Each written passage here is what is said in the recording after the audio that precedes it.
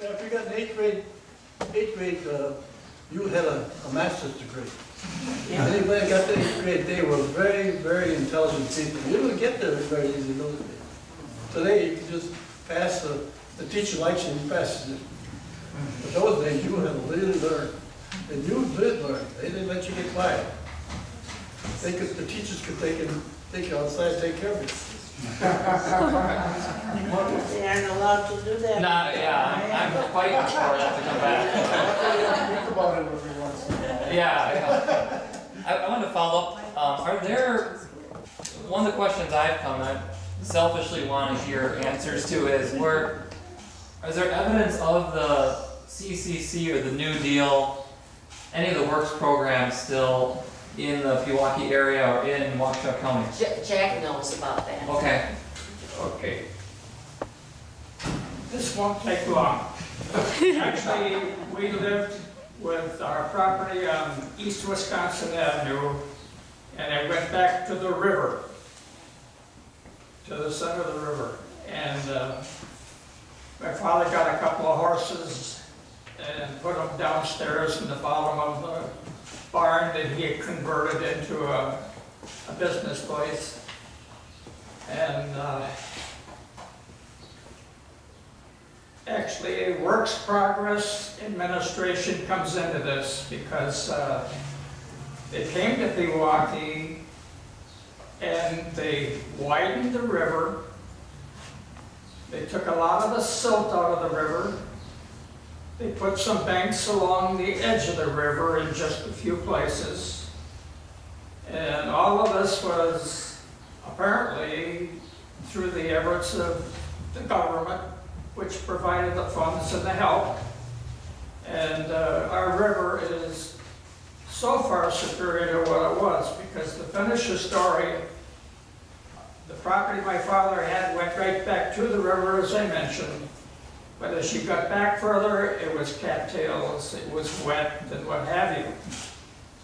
Guess what? His horses, both of them, got out of the so-called barn, basement of the business place, got too far down into that marsh, and they got up this deep in muck.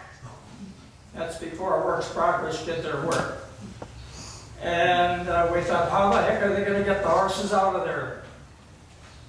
Well, my father came up with the idea that he would get his wrecker that he had for 24-hour service just to make some money, and had one of the mechanics, another helper, put some chains on the horse's tail and connected it up to the cable to the wrecker and pulled those guys right out of that marsh.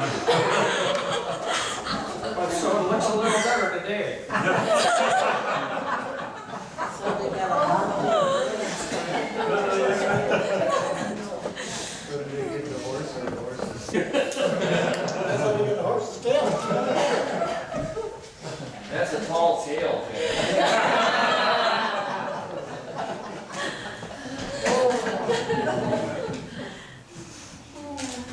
Yeah. I was just gonna say, I'm obviously too young for the impression, but Way too my young. my uncle told a story about when he was teaching at Washington High School in Milwaukee, and he met the woman that he was eventually going to marry. She was also a teacher, and they decided to get married, but it was during the school year. And he said they had to keep their marriage secret, because if a woman got married during the school year, she automatically lost her job. Because jobs were scarce and married women didn't need jobs. So they said. My first teaching job, when I signed the contract, I had to take a $50 discount over my $2,000 or whatever I earned, because I would get that $50 if I completed the school year. Reason being that I was a woman and at risk. Yeah. Never hold a grudge more than 30 seconds. Yeah. They talked about Orange Creek before, and we, Orange Creek, double, I don't know what do you call them, they're about 3 feet long anyhow, they got a shelf in the middle, and Yep. we use those, orange crates for, against standard desk in the school. We had the top, Yeah. you could have just some on, and there are books in the, you could have something at the bottom, so you set them on end like that. And it was your locker. You social school? What? You don't have school? No, yeah, it was cool, yeah.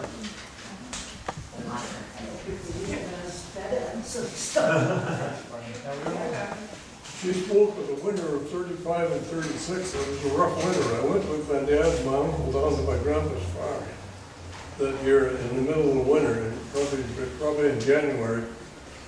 And we took Highway 45 from Hales Corners down. And the snow was so high, it was high, there was that much of the electric pole sticking out of the top of the snow. The road was one car width, and about every quarter mile it had a kind of a cutout where you could pass another car going the other way. It's a tough winter. And I think this last one was too. They remember that. In 1936, 164 now, used to be Highway F. We have pictures of that being plowed out with a big Caterpillar, but that actually wasn't plowed out for probably weeks. That road was not plowed out. Well, it was closed 3 weeks. 3 weeks, yeah. Okay, I know they had told them. We could just wheel it right on 164 there, we could get down the Capitol Drive, but the people the other way had to go the other way. That road between us was, like you say, closed at least 3 weeks. That's the reason our coal was delivered by state. No, we got built on Capitol Drive, and It it was- was the other way, but it was closed. I have to say that this guy talking back there, he had a lot to do with this museum here. He and his wife. Yeah. That's why we're here today. Is that right, Fred? What?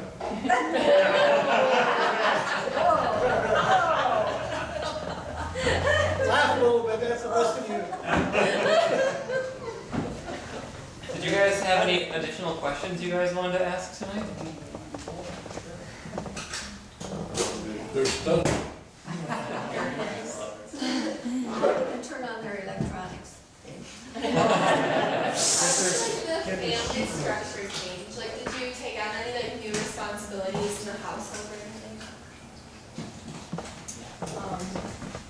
I did, yes, because I had, mother got very sick. And so I certainly did, yes.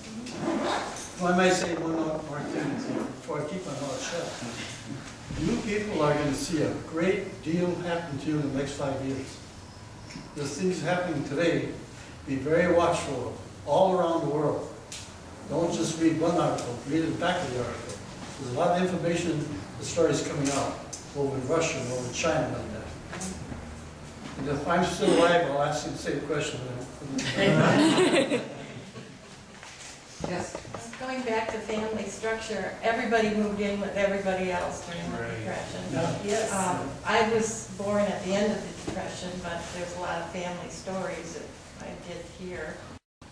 My dad's father, my grandfather passed away very young, and my dad was 18. And everybody, his brother and his brother-in-law and his sister and the nephew all moved together into my grandmother's house. And they all had to go out. My dad had to quit school right at the end and go out and try to find jobs. And they had day jobs. You'd go and stand in line, and if you were lucky, you got a job for the one day. And my grandmother had a pension because my grandfather was in the Spanish-American War. And she got a pension of $25 a month. And so all of them pretty much lived on that. And then whatever they could go out, my dad's brother and sister and brother-in-law tried to go out and get jobs out every day in order to bring something back home to use.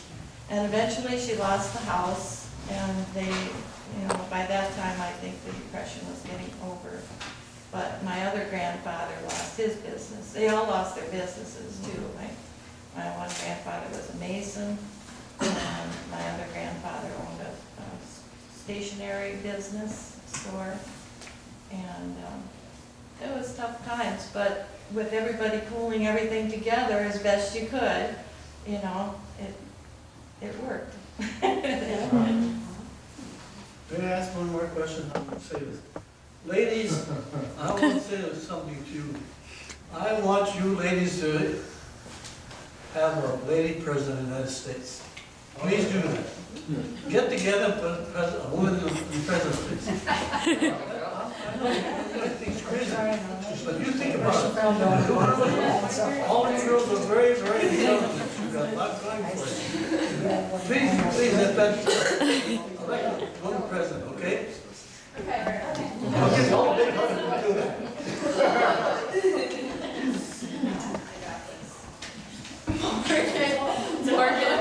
Morgan president. No. Yeah, why not? You would all burn. Well, I do have to remind you, it is a school night for us. So if you And the have, seniors go to bed at 8:30. yes.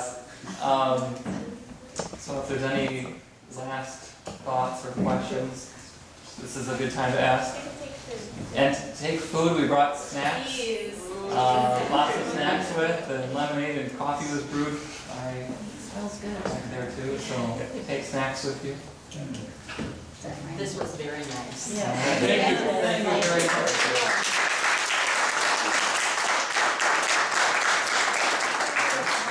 I can add one more thing before I dismiss it.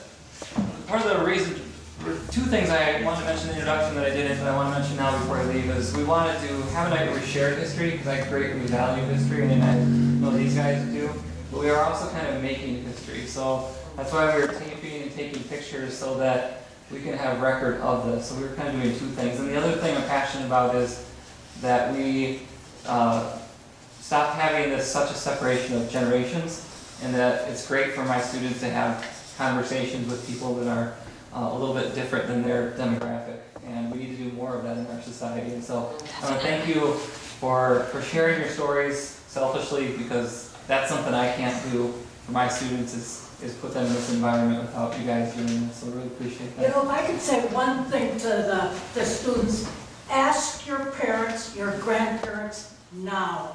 Don't wait until it's too late to ask them questions about your family, things like this. I go back and I'm thinking about my mother. Why didn't I ask her more questions about the Depression?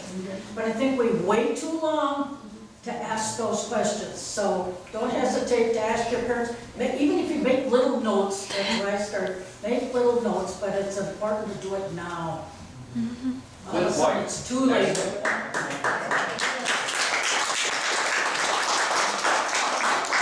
Have a good evening. It's a beautiful night out there. Thank you.